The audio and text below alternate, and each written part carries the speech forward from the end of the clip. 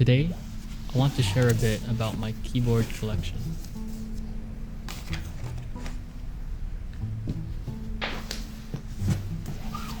I began my journey into custom keyboards back in 2019, and over time, I have collected and built a lot of keyboards.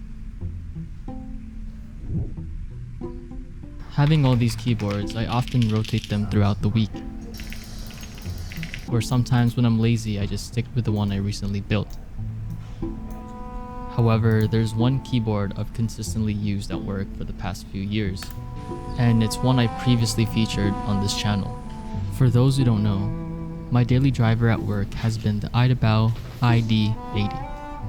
I built this keyboard back in 2021, and at the time it was a great budget-friendly option.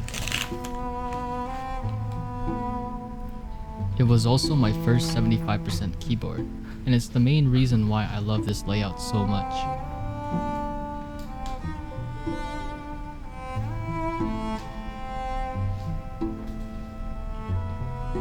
I built it with Durock palm switches and GMK Olivia clone keycaps, which gave it a decent sound profile at that time. I took this keyboard with me to work every day, and I even managed to drop it a few times.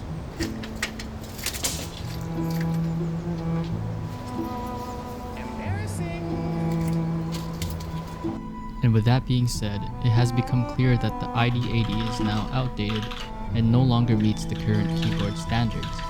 I've been meaning to replace this board, and I had a few options in mind. One of them is the AL75, and I'm excited to share that Yunzii actually reached out to me to review this keyboard. But before we get into the review, let's start off with the specs of the keyboard. The AL75 is a fully aluminum 75% keyboard with a gasket-mounted design and a non-exploded layout. This keyboard is fully hot swappable with south-facing LEDs, and it supports both Bluetooth and wireless connectivity. The AL75 features a 6000 mAh battery, which gives it more than enough battery life for everyday usage. The board comes in two colorways, silver and black, which comes with Doubleshot PBT keycaps, or you can also opt in for the bare bones kit if you prefer to customize it yourself. There are two switch options available for this board, the Cocoa Cream V2 for those who prefer linear switches, and the Blue Gray for those who prefer tactile. Personally, I went with the linear switches because I prefer a smoother typing experience. These switches have a palm stem, PC top housing, and a PA66 bottom housing. They come pre-lubed from the factory, and it has a maximum force of 55 grams and a total travel distance of 3.3 millimeters. Now that we have our box, let's go ahead and open it up. The keyboard comes in this really nice looking packaging and is well protected.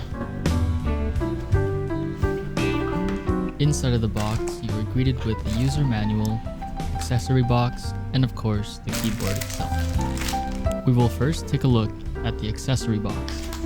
Inside of the accessory box, we have extra accent keys, a USB cable, keycap and switch puller, and two extra switches. My first impression of the board is that it looks very clean and minimalistic.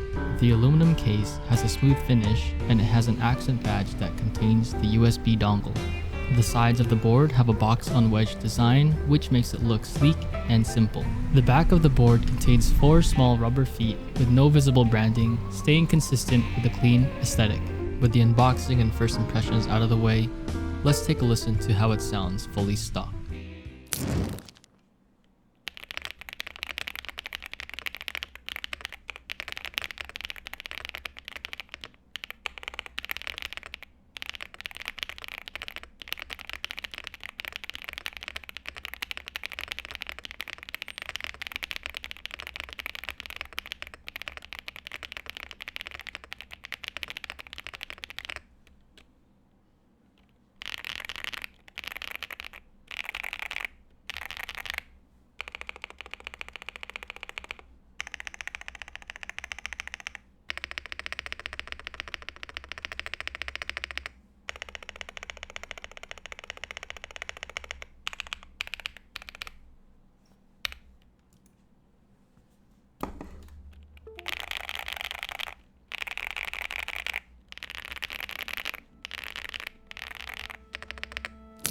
So my first initial thoughts on the board is the distinctive marbly sound profile due to all the foam stuffed inside.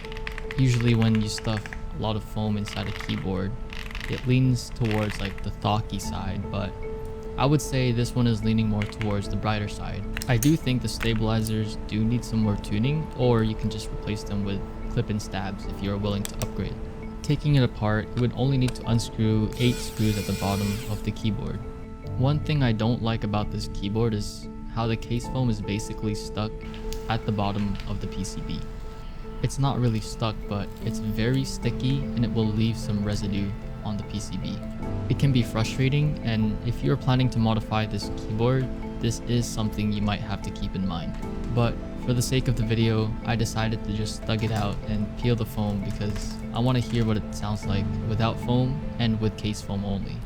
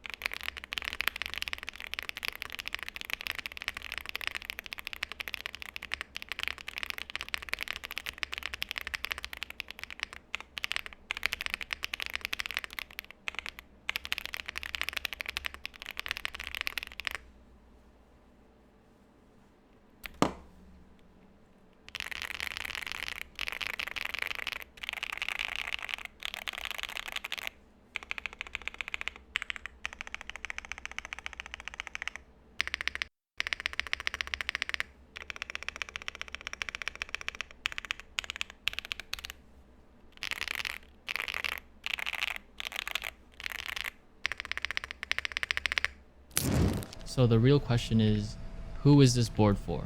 Well, this board is around the same price range as the ND75 and the Rainy 75. The AL75 is for someone who might need a keyboard that isn't too flashy and wants a board to perform really well straight out of the box. In my case, I needed something that does not draw too much attention on my desk at work. The ND75 is similar, but the main difference is that it just has a screen instead of a badge. So if you want a screen, then this would probably be the one to pick. The Rainy 75 is for someone who appreciates the design aspect of the keyboard. It has a really nice external weight, and judging from what I'm hearing from the sound test, it sounds really good. I think overall you really cannot go wrong with any of the boards, but the AL75 really surprised me with not only the looks but the value as well.